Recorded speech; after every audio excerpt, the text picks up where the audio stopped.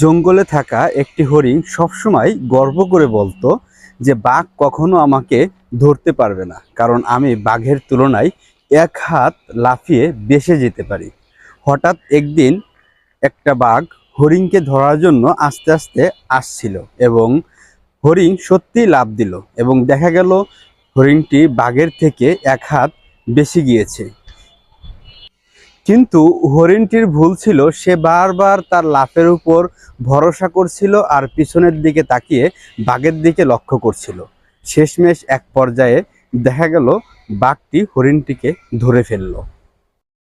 আমরা এই গল্পটি থেকে একটা শিক্ষা অর্জন করতে পারি যে নিজের ক্ষমতার উপর অহংকার করে বসে থাকা ঠিক নয়। সতর্কতা, বুদ্ধি ও অবস্থার পরিস্থিতি বুঝতে হয়, কেননা বিপদ সবসময় দূর থেকে আসে না, কখনো কখনো খুব কাছে বিপদ বসে থাকে।